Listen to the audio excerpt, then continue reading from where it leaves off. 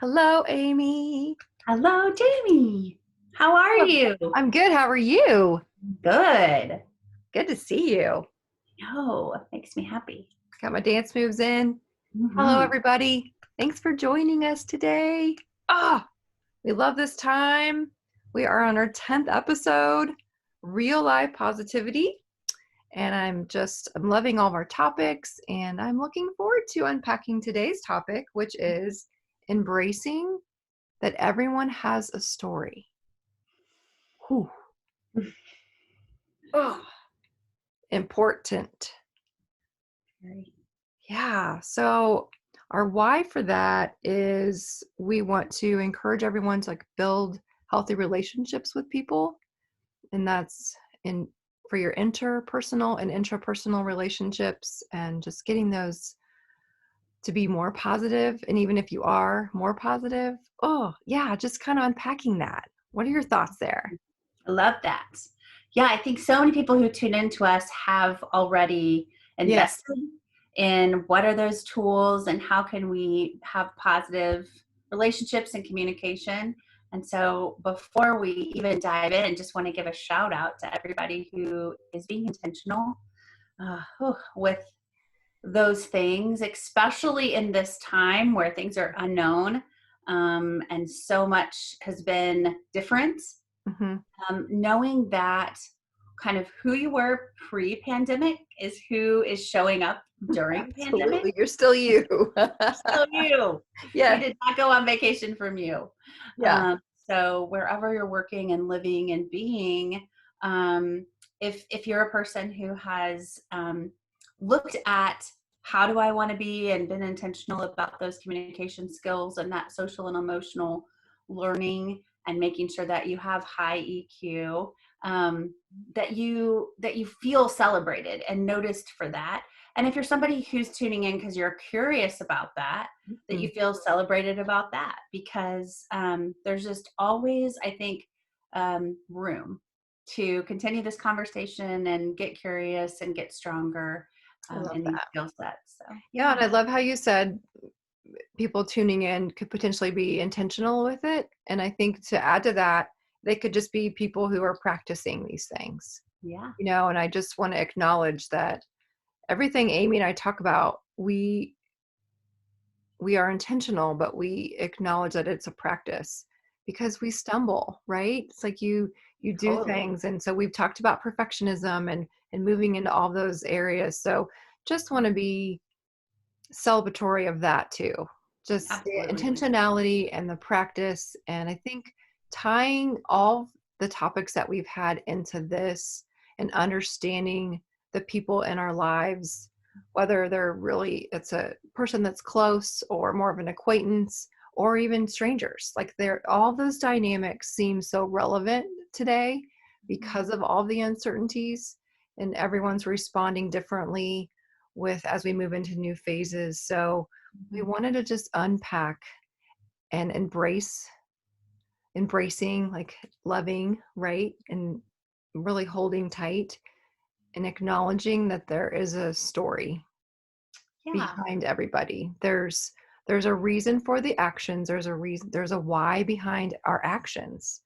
And it's all those things that have happened to us, all those moments in life, building and building and building and making us who we are, giving us our own perception of Totally. our reality. So, Right. and it ties into our trauma informed care language and our training. So, gosh, take us into some of that, Amy. You're really good about articulating that knowledge and understanding. And do you want to help people kind of relate to the philosophy of like we have a story? Yeah. So I think when we think trauma, a lot of times we think Mhm. really big things happening, and Yeah. certainly as we have been trained in trauma informed language and been become ambassadors, we have ourselves taken like the ACEs assessment Mhm. to know where our trauma points are, and on an assessment like that, you really are looking at big things. Yeah. Have you suffered loss? Have you suffered abuse? Have you suffered an accident? Really big things. Lack being another big one. And so when we talk about trauma and we know that everybody has a story, sometimes I think the conversation lends itself to that clinical side of like those really big pain points. Mm-hmm. But what we know about trauma language is that it can help us understand even smaller things that happen to us that are outside of normal. Sure. So I always kind of imagine it like there's a normal range in which my brain is used to working. It doesn't necessarily mean it's good or bad. For me, it's pretty good, but it it doesn't mean that. It just means normal for me. I'm going to wake up on a day and I'm going to live in a place where it's normal. It's my surroundings are what I expect them to be. And Mm. if I get outside of that, my brain has a trauma response because it doesn't know what to do with the information. It can't act efficiently. And so it might fight or flight, freeze or please. It might get outside of what I would normally do and feel like it needs to protect me Mm. or I know people kind of say like if the saber-toothed tiger is chasing you, which is kind of weird, like it's old. Obviously, I think people use that because there's no such thing, or we don't have saber-toothed tigers now. Yeah. Um, but so if something's coming at you and it's outside of your normal, you might respond by fighting, wanting to protect yourself and getting aggressive, or running, fleeing, or you might respond by freezing, trying to get invisible and hiding, or pleasing. And I love the pleasing part because I learned about trauma informed care prior to that being a part of the conversation. And that describes me Mm-hmm. and my trauma response. So if something gets outside of normal, my go to, if I'm not really careful, is to try to fix it, is to try to make everybody around me happy and make sure everybody's taken care of. And I quit thinking normally for me, which is I'm a human too, and I need to be taken care of too. Totally. Oh gosh, I just think that that that happens, and we could. How about we like look at an example? Okay, but I can't help it. I just had What? this vision because I probably would be the same way. I'm like, I'm thinking about the tiger. I'm like, hey, little fella. You try to talk to the saber-tooth tiger, give Can him a we bone. can we talk about this? Is it really necessary for you to be chasing me? Like I Hopefully, hopefully you've climbed like up a cliff or a tree. Well, not a cliff because a tiger would climb. I had some But flight first. you had some flight, and then yeah. Sorry, I couldn't help it. But I love that you say that. It's funny to imagine, but like your tendency is not necessarily to fight the tiger, right? No, You're not going to try to kill the tiger before the tiger kills you. Probably, it's just no, not really in your nature. no. And in the same way, and I don't want to complicate the heck out of this yet, but Yeah, the yeah, same way we talk about confidence and we say your natural tendency is not to be arrogant, it's kind of that same thing. It's like sure. we all have our own natural tendencies. So I hope everybody is listening kind of is maybe could take just a moment and imagine if and you might respond differently to lots of different examples, but if you were threatened, what might you do? If things don't feel normal and don't feel safe, what might your natural response be? Yeah, Would it be to freeze? To get really quiet inside your head and try to figure it all out and to stay invisible? Might it be that you might run for your life? You just want to get out of there. So if looking at it in a practical situation, if you're in an argument with somebody, do you just want to leave? Or do you want to fight? Do you want to? I always said I wish I was the girl who wanted to fight. Like I always used to want to get in a fight just because I thought it would be completely tough. But I'm outgrowing that. I really don't have a desire to do that, even like in an alter ego at this point. Plus, I think it would hurt. I don't know, I but know. I, Ouch. I, I really know that we all have our own tendency when we get Sure. outside of our comfort zone. And so, if you can kind of just for a second lock in what you think yours might be, and then don't sit there very long because we are in a normal safe space, hopefully right here and now. And then remember that for all the people listening, for all the people in the world, there's different ways of handling those things that are outside of our normal. Yeah, for So when we talked today about our topic and we said embracing that everyone has a story, really that's what it is. Saying, you know what? I know that not everyone's response is going to be exactly the same as mine because everyone has their own story. And I'm sure. embracing the idea that we're all coming to this from a little bit of a different place. And I'm going to honor that each person has their own story. Yeah, because it was several episodes ago. We talked about, I had read something on Facebook or something, and it was like, we're all in the same boat. Yes, And then it continued to say, well, actually, yeah, no, we're not at all. We are weathering the same storm as a culture and a society because, but even that, like every county is different and every state's different in how they're responding right now in different phases. But the boat piece of that is what we're meaning here. Like absolutely. even there's your individual boats, your family boat, your work. So I mean, even that kind of ripples out too. Yeah, yeah, So there's all kinds of absolutely. layers there. So yeah, that's what we're So, meaning. so it's not necessarily embracing everyone's individual story because that might get a little overwhelming. But Mm, embracing that everyone has one as kind of yes, a mental construct is kind of what we're talking about. absolutely. So thinking through what trauma might look like if we were to play it out, we were at a trauma informed care training Yeah, for for Alive and Alive and Well. Well. Alive and Yes. Well, Kansas City. Hmm. Okay. And being ambassadors for Alive and Well has been really good, just because it keeps in the forefront, I think, of my mind, and I For think you would sure. agree. Yeah. This notion of not just what's wrong with you, but wait a minute, why uh, are you doing what you're doing here, Yes. or Why are you acting the way that you're acting? what's happening? Yeah, What's and happened to I you?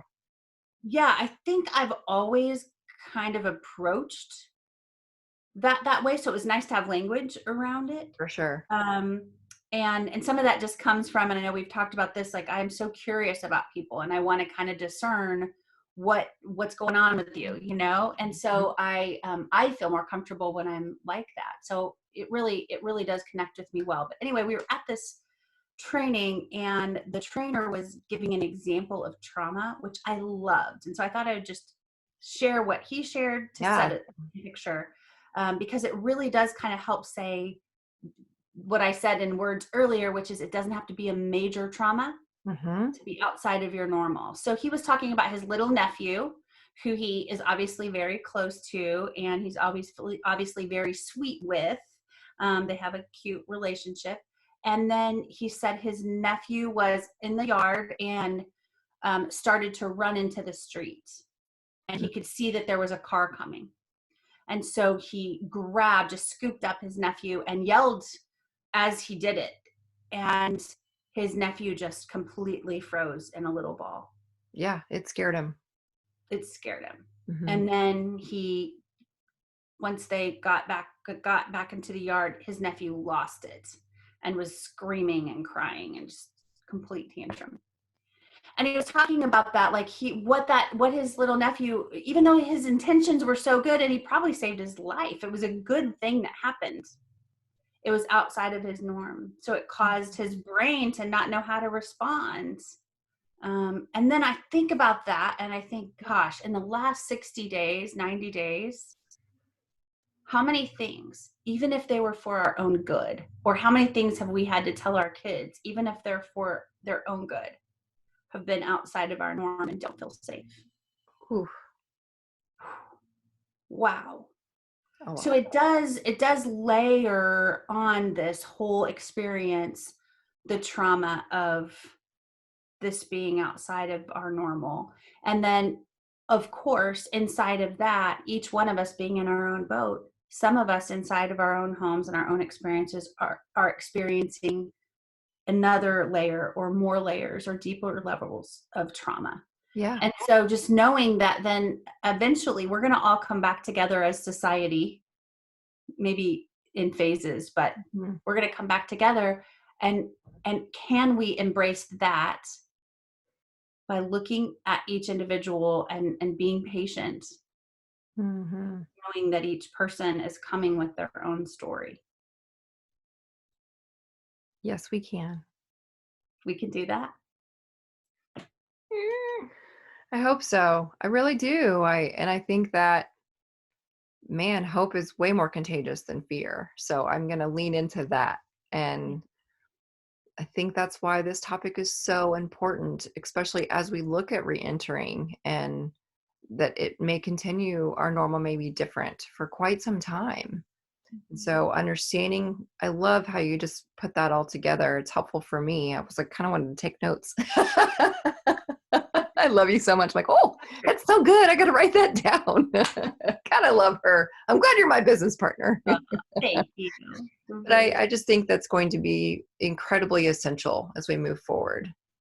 Yeah. And looking at all the tools and all the other episodes that we've discussed, and how that lays over here, and um, applying all of that you just said to every current situation. It's going to look different every time because everything keeps changing.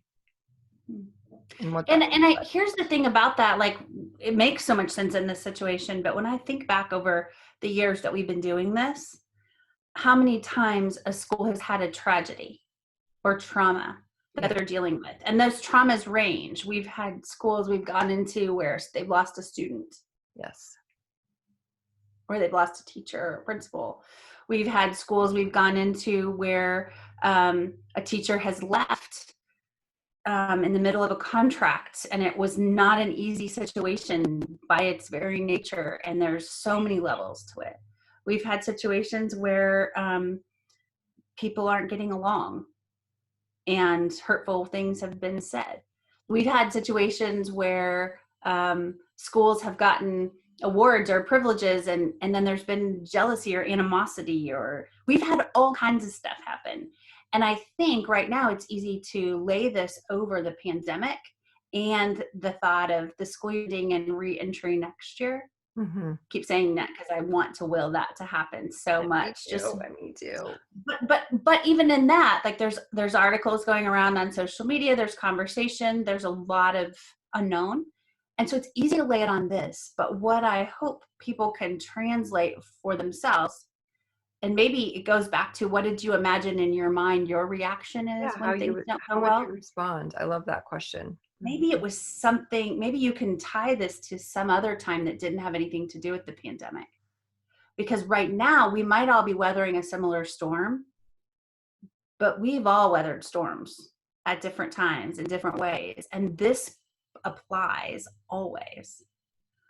What's your story? Doing discovery, it I, I always works. I love that. And I think that's such a good reminder that we are talking about that everyone has a story, that, and that includes yourself. So knowing that there's Yeah, a reason why you react the way you react, absolutely. and then there's a reason why other people react the way they react, just keeping that dynamic in your Mhm. heart and in your mind as we do navigate so much new, I think is going to be pretty vital. Yeah, absolutely. Absolutely. So moving forward and just continuing to be our true authentic selves, gosh, I think we would just keep encouraging people. I mean, confidence keeps coming to my mind for you independently, and then what you're around too, like being confident in your culture. Mhm. And kind of we're thinking about a call to action, and we were talking about having protected grace. Can you unpack that? I think What would that so. mean? Well, I think we early on during this pandemic, I heard from multiple sources, our clients, friends, people I respect, different organizations, using terminology around grace.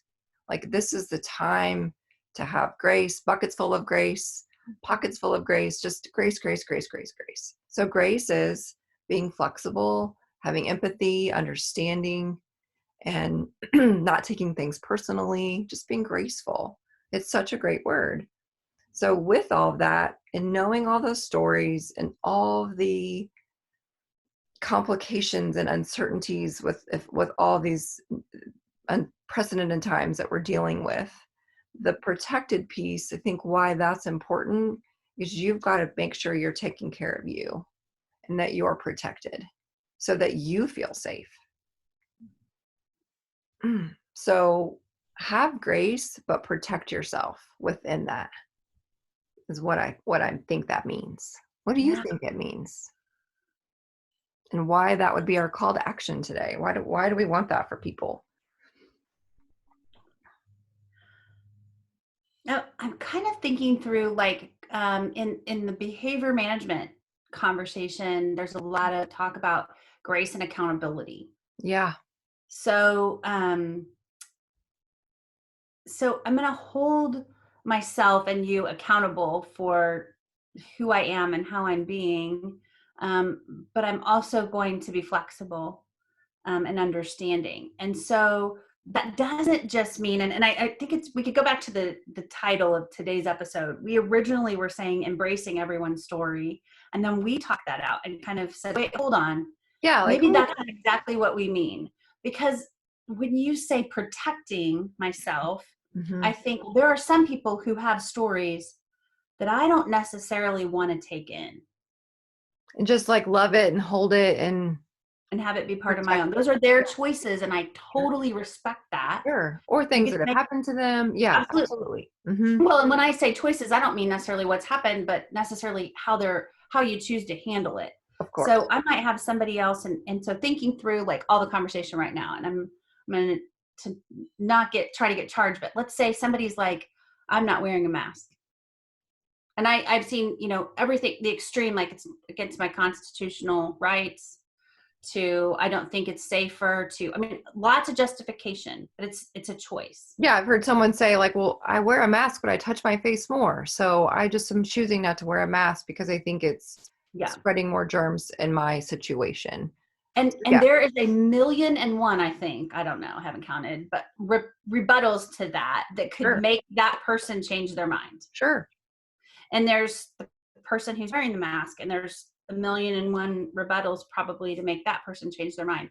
And here's the thing, if you are one camp or the other, and you've made a decision to follow this path, there's probably no changing that. Like, right for you, you're like, no, I've done my research. Sure. And that feels safe and that feels right. Absolutely. So I think what's interesting is when we can enter into a conversation with each other, and instead of trying to just change each other's minds so that we feel like we're making the right choice, or so that we feel like the world's safer, or whatever our motivation is, if we can lean into that conversation first with the perspective of, so I bet you have a story around why you think that. Yeah. And there's that discovery. And Mm, honestly, in that moment, what happens is the person gets noticed. I see you, I hear you, wherever you're coming from matters to me. I'm confident enough to say, I'm not going to necessarily take that in and have it change my opinion, but I am going to honor you as a person and the fact that you are coming from your perspective because of your story. And I honor you. yeah. I don't have to agree. We don't have to part ways here and be doing the same thing. But what I think happens, and the reason that sometimes we get stuck and that can't happen, is because if we're going to part ways and you're not going to agree with me, I don't feel safe. Yeah. I don't feel honored. I don't feel protected. And so when you say protected grace, the protection part kind of has to be self-generated. Yes. It has to be auto-generated. I can't be waiting on this person to agree with me and their story to line up with mine for me to know that I'm confident. And that's, I think, if you're feeling confident and you're feeling really good about you, I Mm-hmm. think you can have protected grace. Mm-hmm. Yeah. Yeah. So if somebody's sitting there and thinking, what in the world did they just say? I hope we get to do a workshop where we unpack confidence before we talk about that, because there's kind of an assumption there. That's Because true. confidence is not arrogance. Confidence is not saying, hey, I've done my research, I know I'm right. Hmm. Confidence is saying, I've discerned, I've gathered information, I've made a decision of what's best for me. I'm still open to learning, but today this is me, and I'm willing to stand by that and Yeah. be And that's, comfortable with that. like you said, that makes me feel safe. It makes me feel good. It's what's Yeah. best for me. So I'm going to do that. Yeah. And so there doesn't have to be a big brawl, but there also doesn't have to be a walking away feeling like maybe I am wrong. Maybe I never know what I'm doing. and that negative self-talk that takes over in our brains when we're not confident. So Yeah, and I think acknowledging that the information about the mass is kind of changing often. And absolutely. like you were saying, there's a million and one things that could support one way or the other. So I Mhm. think some of those things are maybe seem subjective. And so then that's kind of hard to get our heads around if someone's more objective in how they think and they need that security. So there's so many variables in everything that we're saying. I think that's why this topic was so important. Yeah, It's because just, I think at the end of the day, what you and I have talked about a lot, and because we have such a huge heart for people, what I want to articulate this, and then you can like, tweak it or whatever, however. But what's concerning to me is that we will survive this, but we won't treat each other like humans when we come back together. yeah, for That sure. we'll look the other way, and that we'll be scared of each other, and that we won't feel comfortable sharing that connection, and whatever that needs to look like. And Yeah. so I think if we can have this conversation about masks, I say the word masks and it feels like I just said a really bad word, like it's just charged, and if we could say we're going to be talking about the mask, but the reason we're talking about it is because there's a human Yeah. wearing it or not. Yes. Oh, Oh, I'm not going to tweak that at all. I'm going to celebrate it. It's exactly our heart for this. I agree. And it's why we talked about people over process on our last episode. It just really comes down to noticing the goodness in yourself and others and keeping that kind of as an essential component in your world right now and how important that is. So just keep being you, friends. That's yay. all we want is just keep being your authentic selves and doing the best that you know how and having that protected grace with everyone else around you. So good. So good. Good stuff. And, I want to hug everybody like right now, but I'm going to definitely try to make sure that they're okay with that before I do that, because that feels like the grace that needs to be there, and that knowing everybody has a story and that just need to make sure that that's what they want, and that's, it's the right time for that. So that's just a silly little quick example of how I feel Yeah, like I could and practice. honestly, we've been talking about that for 2 years, I think, since we started talking. Like, are you a hugger? Like, I've are you a always, hugger? yeah, absolutely. Are Like, you a hugger? I'm a hugger, but are you a hugger? Right? And so there is an awareness there of just kind of, running it through that filter of where's somebody coming from, what's their story, yeah, what's their story? what are Is their that needs, and how can I honor them? for Yeah. sure? Ah, what a great, The what a great thing about that, and this is not what we're talking about, but the great thing that just popped into my mind is if that's the goal, if my goal is to honor you, what mm, we know for sure is what we put out comes back. And if someone's not feeling honored, yeah, starting that cycle by honoring the people in their world, it will come back. for And sure. just like noticing goodness. And so a part of the way to protect yourself might be to set a standard for just honoring people, honoring yourself. I love that. That come back. So whole nother. This is what it's really like when Jamie and I sit and talk. We do a pretty good job on these episodes of staying on topic, Yeah, we do. believe it or not. We do try to, because we want to make sure there's intentionality with that message and that we have some good conversation around it, and then a call to action. And of course, we would love to hear from you all. So keep in touch with us, create those connections. We miss you. We appreciate you. Hope you feel noticed and celebrated and all the feels. So reply, connect, all the things. All the things. Thanks for the chat today. Yes. Thank you. Thanks, everybody. Bye. Stay well.